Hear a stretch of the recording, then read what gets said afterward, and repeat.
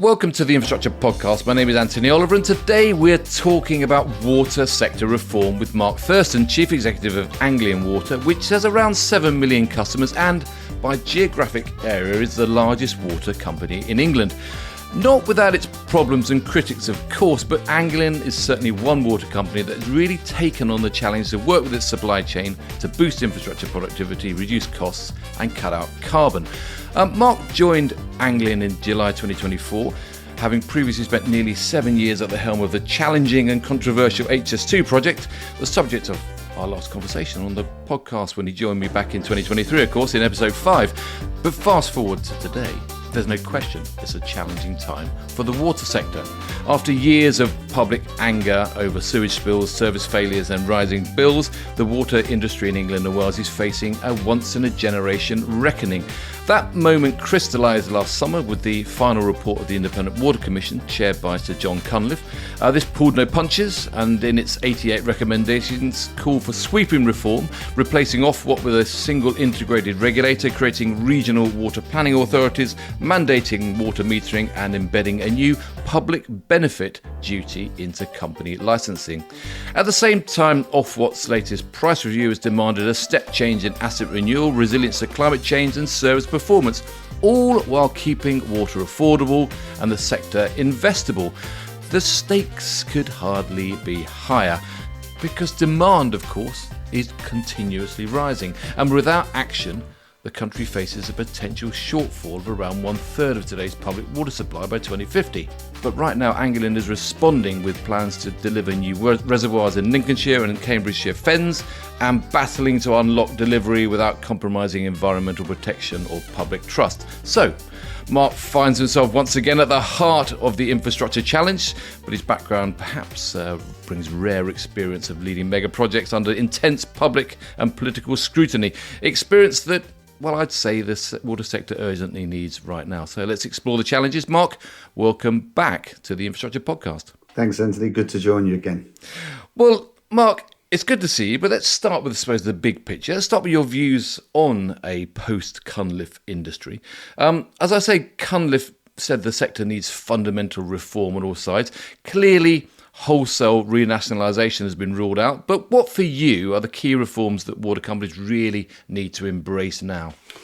Yeah, good question to start, because I think as a consumer coming into this sector, I was inevitably on quite a steep learning curve. And there's no doubt that as consumers, we've probably taken water for granted in this country. It rains a lot. People think, why should there be any issues around water? Clearly, post-COVID, I think, the public's relationship with rivers, beaches has become much more profound, and we've seen that played out sort of politically and in the media, and that's shone a light on the work the water companies do and all of those of us who are in the sector. But what I would say coming in was the regulatory regime was unbelievably complicated for a relatively straightforward product. If you think, we take raw water sort of out of the natural environment, we clean it, we send it to customers. They send us back the waste, we clean that and we put it back in the natural environment. So I think the reforms to bring environmental regulation, drinking water quality regulation and economic regulation together makes a lot of sense, because it's clear that water companies for several of the 5 yearly cycles have had to sort of navigate those three sets of demands. And so I think Sir John was right to say we need to create this into one integrated regulator where you generally make trade-offs between what environmental outcomes you want for any particular geography, what is affordable, what you need to invest in, because it's become clear that water is an absolute essential ingredient in the country's ambition to grow our economy. But at the same time, of course, we need to absolutely put water quality front and centre. We're a public health business, effectively 1.2 billion litres of water into supply every day for the 7 million people you referred to in your opening remarks. So reconciling those three demands with a regulator that understands the geography of our region, so we move to this more regional approach, is essential. And I think that it's the growth dimension of this, I think, has been the real wakening up for the sector as a whole, that actually whether it's in domestic house building or in commercial development or industrial growth, in our case on the Humber Bank, you've got huge, much greater demand for water.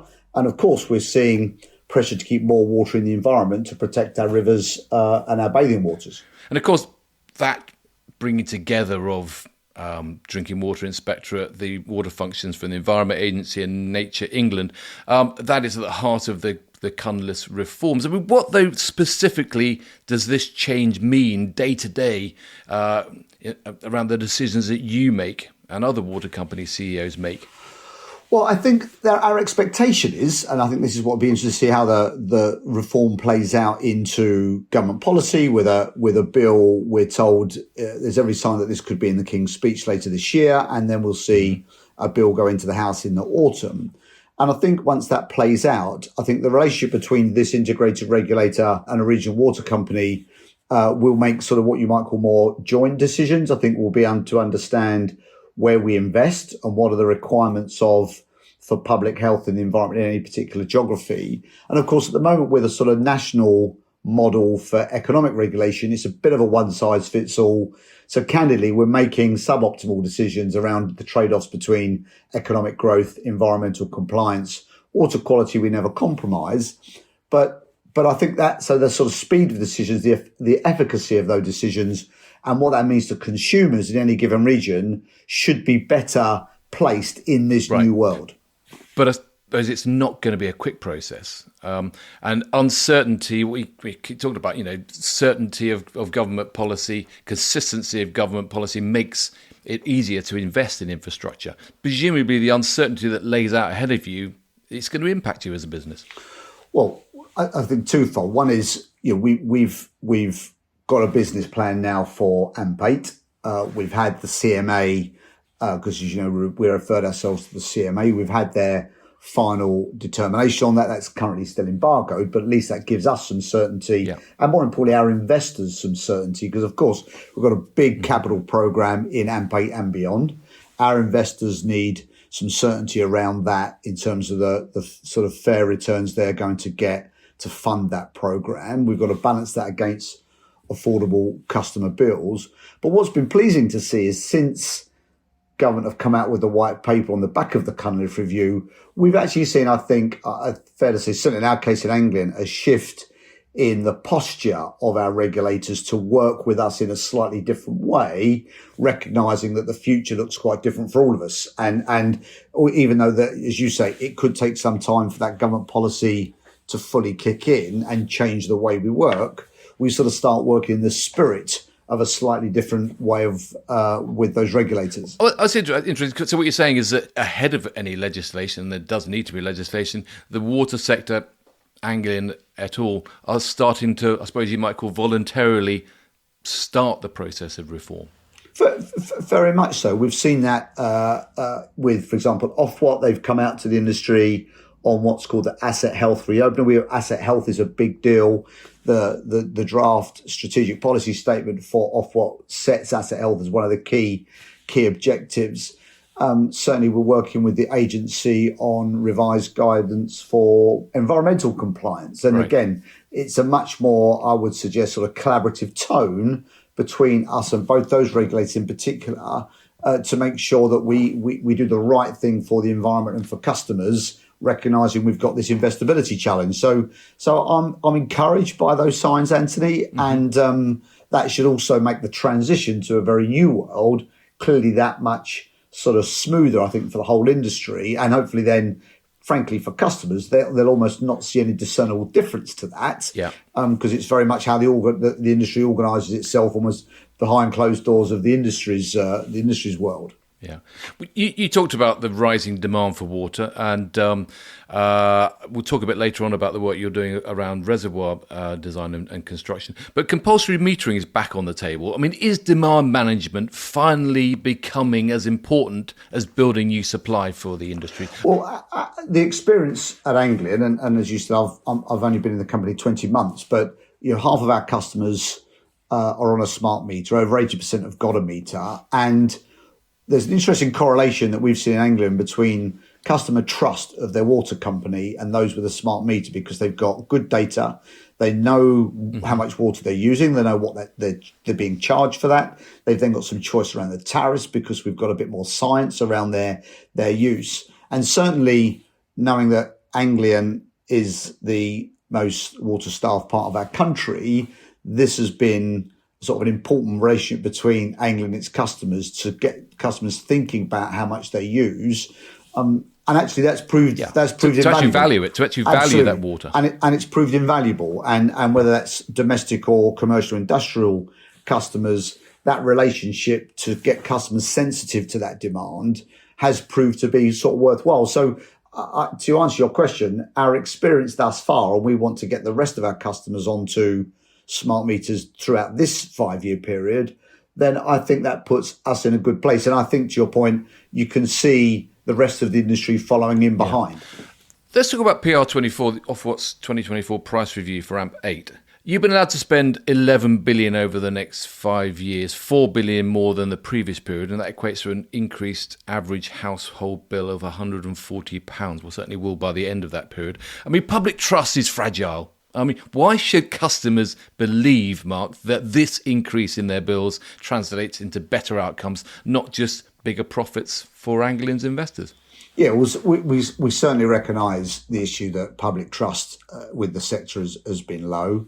As Cunliffe also observed that the industry has been terribly underfunded for probably 2 decades or more. And I've seen that, as you know, I'm an engineer, I'm not a water expert, but I can go to our sites and see the challenges we've got with the condition of our assets, which speaks to a systemic underinvestment for several amps. So at some point, we're going to have to catch that up. I mean, our insight from customers is they want a resilient service. They want a reliable service. They clearly want good water quality. We saw how down in the southeast and with Tunbridge Wells, how very quickly sort of a fragile water supply could become a national story early this year. So I think the challenge for us now as a water company is to balance that affordability, particularly making sure we don't have customers who are drifting towards water poverty. And we've now got somewhere in the region of 500,000 of our customers on one of our sort of incentive schemes for helping them cope with their increased water bills. I think the other challenge for us is how do we make sure customers understand what they're getting for that? We're building strategic pipelines, as you know, to move water around the region. You mentioned in your opening remarks about the 2 new reservoirs that we're developing. And coming back to my point around us being a water-starved region, having a long-term sustainable water supply for future generations, I think most customers would buy into that philosophically.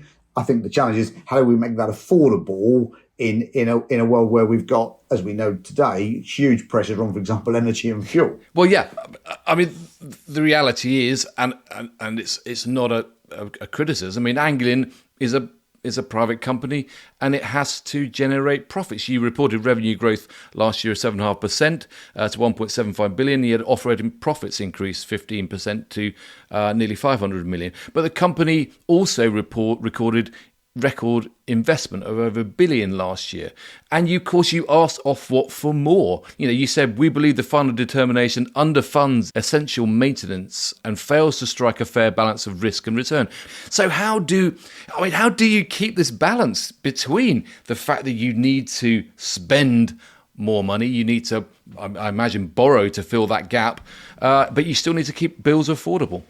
Yeah, and I think that's the tough choices we find ourselves, and it's not a binary either or, is it? We've got to sort of somehow navigate that. Our investors need the confidence to put that money in. We want to create that resilient water supply. We want to maintain the environmental conditions. We've got a huge sort of environmental program in the east of England, chalk streams, bathing waters. So it's about reconciling all of those. And the challenge for me and the management team now, with support of our board and our investors, is to invest that money wisely, make sure it does deliver the capacity enhancements we need to service this growth. It does start to address the underinvestment of several amps. But it also invests in new assets to give us the capacity for the future, recognising, to your earlier opening remarks, water demand is as high as it's ever been. Yeah. But the numbers are eye-watering, Mark. I mean, you reported last year, correct me if I'm wrong, but I think it was an 836 million overspend in AMP7 over that 5-year period. And you reckon that Ofwat's determination for AMP8 is even tighter. I mean, you've got £8 billion worth of debt already. I mean, how do you manage this? What has to be trimmed? How do you make the numbers work? It seems that, that if you're constantly in an environment where there isn't enough money, you're not allowed to charge enough money, yet the money needs to be spent. How do you manage that? Well, again, that's the sort of conundrum, isn't it? I mean, we're very we've been quite successful in raising debt from the markets. We know our investors have got to put further money in, so we need to make sure we don't get over leveraged, because we see how that plays out if we've got the wrong side of that equation. Other water companies have had that issues. Yeah. I think we're well placed at Anglian with our long-standing supply chain arrangements, so we know we can drive value through the work with our embedded alliances, where we can drive efficiencies. They understand our business very well. They understand our geography very well, and in the round, they understand our customer base very well. So we need to make sure that every pound of customers' money that goes into enhancing or sustaining our assets to give us that resilient supply, that's very transparent, and customers know they're getting value for money. I detect maybe an era that you're bringing there around kind of, maybe is it honesty, is it kind of realism around the challenge? And you made a comment in your annual report around the Ofwat delivery incentive penalty that you had of a net 33 million, and you say you acknowledge that you have more work to do. I mean, is that kind of you coming into this business and saying, yes, we have to work harder on our efficiency. We have to work harder in terms of making sure you get better value, transforming the performance of the infrastructure delivery, I suppose. Yeah. Look, I agree, and I was very open about this when I was called to appear at an EFRA committee just about a year ago. Our pollution on our waste side has been poor. We had, if you think about last summer, we had more bursts on our water supply system than we've ever seen because of the extreme. I think the records have now come out as a 1 in 140 year summer. The heat last year had a real impact on the resilience of our water supply, and we're seeing that recover as we go into the winter. But actually, recognising just how dry it was in east of England, we kept customers on water, where actually in other parts of the country they had hosepipe bans and other use bans, and we were able to maintain that service. I think one of the consequences of that over several AMPs has been that our wastewater system has suffered. Our pollution performance has not been good enough. And that's been a focus of mine since I've arrived. What's really pleasing is to see that that's starting to turn a corner for us. But to your point around the way that the funding works, something like 80%, 85, 86% of all the enhancement funding we get given is hardwired into deliverables and objectives that are set by Ofwat.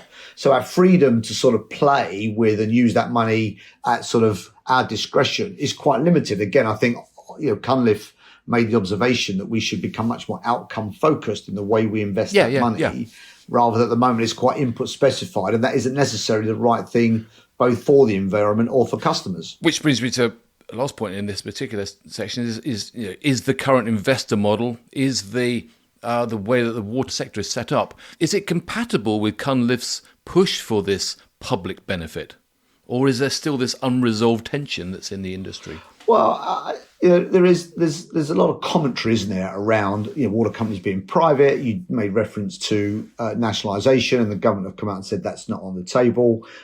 Frankly, as a consumer, I think we're quite fortunate to have private investors, patient investors, who are prepared to continue to invest in this regulated asset base and get a sensible return, a competitive return for that.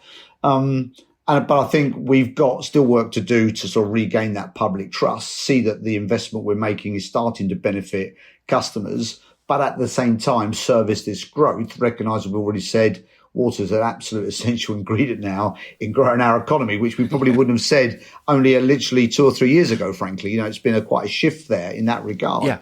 So I think that's a tension, to your point, that we're going to have to continue to navigate. So I think Cunliffe's fundamental assessment and recommendations are sound. I think the challenge for the industry now is how do we then implement those and bring those into being in the next AMP in a way that we get the benefits. There's much to discuss there, but I just want to move to you, Mark, and your move from HS2 to Anglian. As I say, July 2024. What did HS2 teach you about risk that the water sector hasn't learned? About risk, that's a good question. I think there's two or three things that I felt were most relevant about my experience at HS2 that I've been able to play into Anglian. One is that for the sort of scale of investment we're doing on the capital side, so look at the scale of our projects we've now got in Anglian, this is unprecedented. As you said, we've gone from 4 billion in AMP6 to 7 billion in AMP7 to 11 billion in AMP8. Yeah. So we're spending as much money, frankly, in year two of this AMP as we would have spent in the whole of the AMP literally 3 AMPs ago. So this is unprecedented. And I think us as an organisation, as a sort of competent client for that work and putting our supply chain to work in a sort of safe, value for money way is a test. And we certainly did a lot of work at HS2 to get HS2 Limited as a sort of fit for purpose, arm's length body of government. And we've been able to bring a lot of the thinking into Anglian to get us ready for what's in front of us, because it's going to test the organisation in a way that, frankly, it's not been tested, in its history. Secondly, how you engage with your supply chain and recognizing we stood up a big supply chain at HS2. Anglian, again, is well placed with the work it's done, for example, the At1 Alliance. But again, we're going to have to expand that supply chain to give us the capacity for what we have in front of us. And we're thinking... That's what, eight organisations in the At1 Alliance now, is it? Yeah, and it's one of a number of vehicles, but even that will be tested in this AMP. So we've got to supplement that with, we've been to the market for a major projects framework. We're looking at we've had a lot of good interest there. So again, I'm sort of bring some of my experience into how do we transfer that risk into the supply chain? What's the appropriate transfer of risk to get the supply chain that need to deliver most of those obligations? Because most of that 11 billion is going to flow into the sort of civil and M&E supply chain. And they've got to be ready to accept that, yeah. They're ready. And there was a lot of scepticism about whether we'd ever stand the supply chain up to do civils and HS2. But actually, we gave ourselves sort of 2 to 3 years to do that. And to the supply chain's credit, they got themselves mobilised and stood up. So the supply chain, in my view, will meet the demand, but you need to give it forewarning. You can't turn it on in weeks or months. This is sort of years of development. And I think the third lesson is you can't you've done many of these podcasts. In my view, you can't, and your podcast, I think, has reflected this on many occasions. You can't decouple sort of big infrastructure and sort of either big or small politics, politics, right? And we are going to become a very visible entity across the region in building these pipelines, building these reservoirs, expanding our system. So I think we've got to get much better tuned to the impact of our work on the local community, on customers. The upside is we're creating some great opportunities for employment, bringing skills into the region, growing local SMEs. So, but you become I think we become, as Anglian, with all of our suppliers, a very visible enterprise right across the east of England. And we need to be super sensitive to what that looks and feels like for the people it impacts. Yep. And there's a lot going on in that part of the world with Sizewell C, with the East-West Rail, and then all the offshore wind coming in, and you bet, a whole lot of. You bet. So it's a great opportunity for the east of England, Anthony. I think there's a real opportunity for sort of a sense of almost excitement in the work we're doing with other employers. Yeah. But getting that right and creating opportunities, particularly for young people to come into our sector, is a great thing for us to think about. Of course, everyone that comes into the area has a demand on the water system, etc. What cultural or leadership changes then have you made since joined Anglian to bring the Thurston approach? What is the Thurston way? The Thurston way. Good heavens! I should write a book about that. And you can help me write a book about that at some point when I've got the time, which you already do have. Look, I think. Part of the appeal of joining Anglian, it always had a sort of good reputation as a sort of very sort of almost a sort of family type culture. It's sort of done good work with its supply chain. And we talked about the At1 Alliance and sort of seen as a trailblazer really for the Project 13 model with a very collaborative approach. Yeah, Chris Newsom and Dale Evans, they set all that up. Yeah, exactly. And Jason's carried that on, and obviously I've brought that. But I think, look, the fundamental fabric of the organisation was really sound. Most of our employees are customers. Many of them have worked for the company for all, if not a big chunk of their career. But the organisation had been under sort of one leadership regime for many years. And frankly, come back to we're going to become an 11 billion pound per for the AMP business. We really needed to move from being a sort of water company to an infrastructure business, where we're spending as much money in capital delivery as we are in sort of day-to-day operations. And that requires a different sort of way you set yourself up, the way you show up every day for your customers, the way you engage with your supply chain. And so it's been more an evolution than a revolution.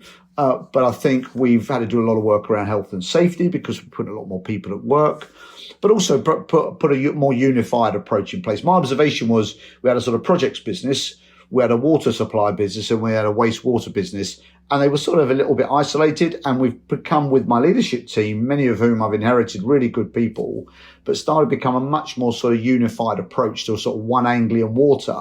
So regardless who you are and what you do, we look, feel, brand, talk about what we do in a very sort of common way, because I think it's important for our suppliers, it's important for our customers, it's important for the stakeholders we engage with, and their experience needs to be with a much more, I think, sort of common approach, and we're making good progress. Because your customers don't notice the difference between those different strands, and they don't care. Yeah. They don't care. Is there a? I mean, there's lots of change. Cunliffe, PR24, it means change. How do you stop transformation fatigue then across the staff? I mean, you've got regulation upheaval, new performance targets, and I imagine lots and lots of interaction with the public. How do you stop that transformation fatigue? Yeah, so we've been through quite a lot of change in my first 18 months. We've been through we've reshaped the business. So we've sort of probably got a bit top heavy at one end of the organisation. So we've created some headroom, financial headroom, so we can put more resources on the front line. To some extent, we've sort of tried to protect the sort of day-to-day operations from a lot of this political reform activity, because that's not helpful, to your point, if that finds its way down sort of to the front line. We want our frontline staff focusing on their health and well-being and safety and the service they give to customers. But we've made a clear point of trying to get a lot of that heavy lifting done by the end of last year. There's a little bit of a run out into this first quarter of this year, but in many respects, what I've been saying is I spent the first 18 odd months learning this business, changing this business and running this business. And actually that can't be an enduring arrangement. Actually, the sort of shift into this year is all about execution. It's about running the business, about delivery. And actually we need to sort of not allow a lot of those changes to be an enduring sense of distractions for the organisation, because it just, to your point, it just creates too much drag and fatigue. And actually we need to somehow empower our people to really do their best work and serve customers, serve the communities that where we've got such an important job to do. Okay, I'll drill in a bit more into that in a moment. But just before, I have to ask you, reflecting on HS2, how or what would you do differently now if you were setting up the project again? Oh, good heavens! That's a big question. That's another podcast in its own right. 30 seconds. In 30 seconds.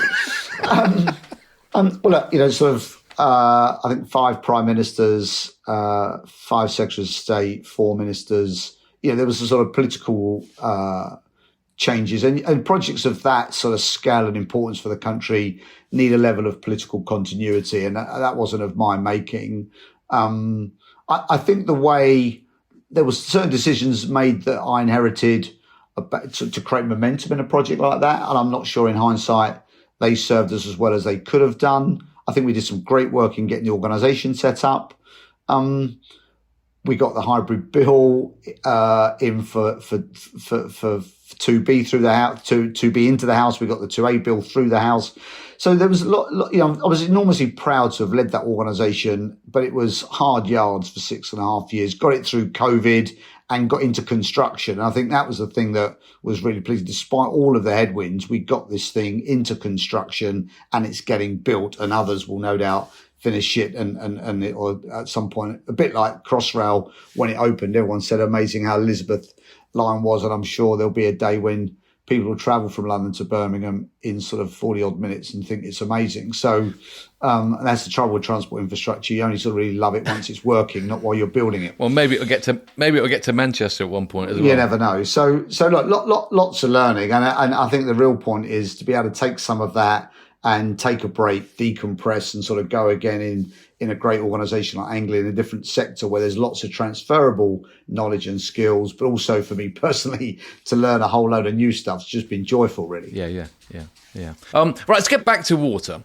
You talked about the fact that there's an awful lot of existing assets out there which are tired. Ofwat expects huge efficiency gains alongside your higher spend. I mean, you say you've already identified 1 billion of potential savings. Where are those gains coming from? Are they coming from the new build stuff, or are they coming from the work you're doing to make sure the assets, the existing assets, are being maintained more effectively? Well, I think it's going to have to come from both. We've been underinvested on the sort of asset renewal side, so the sort of like-for-like replacement of assets that are frankly tired and getting close to being life expired. I think we've got to find a smarter way of replacing those.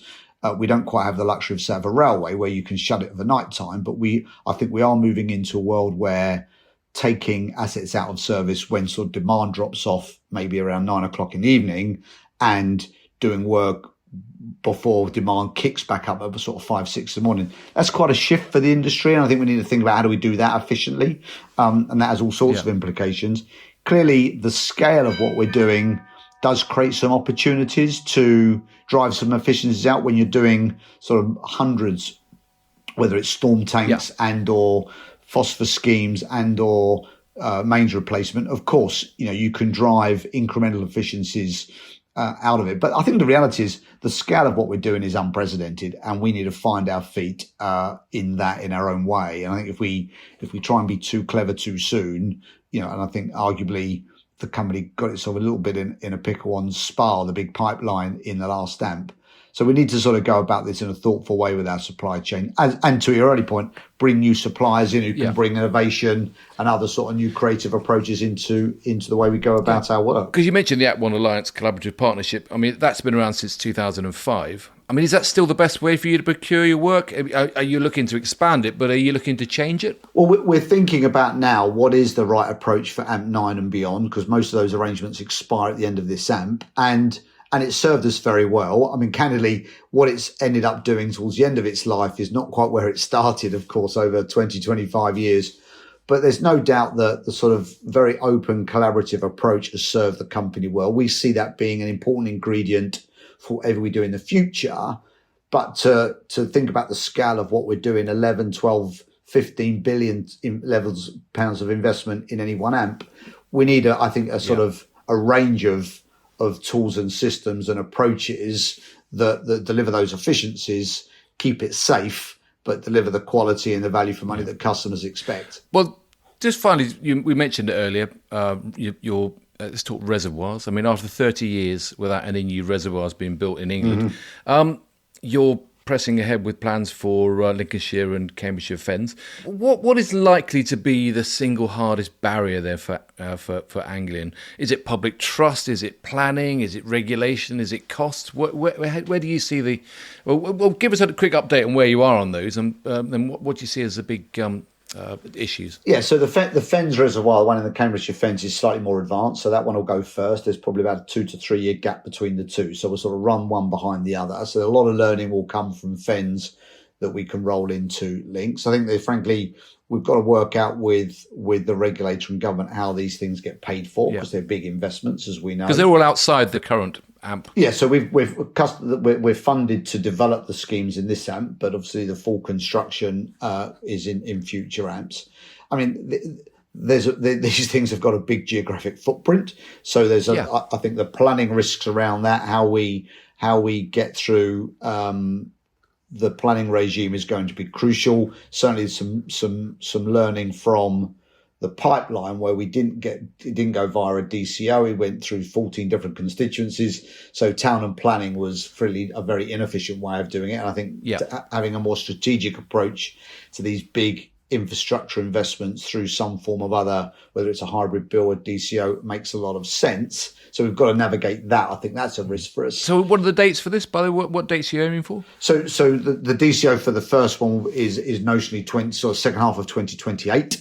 And then we've got an in-water service date round about the end of, again, it's on a range, but the end of the 2030s. So there's at least sort of 5 or 6 years worth of construction. I think that's the other risk is, it covers a big geographic footprint. So making sure we don't unduly sort of disrupt the local communities while we're building this thing, because that where you start to lose the hearts and minds. We're actually in its final form. It'll be a great asset for the region, but you don't want to disenfranchise everybody while you're building the dam. No, which goes back to Cunliffe, of course. How does Anglian demonstrate public benefit, in Lincolnshire and the Fens in a way which changes the local sentiment and makes people demand that reservoir facility? Yeah, and we've got a lot of support with communities around the region. Certainly the company's experience with the existing reservoirs, if you took Rutland Water, for example, it's seen as a little bit of a jewel in that part of the country, lots of public amenities.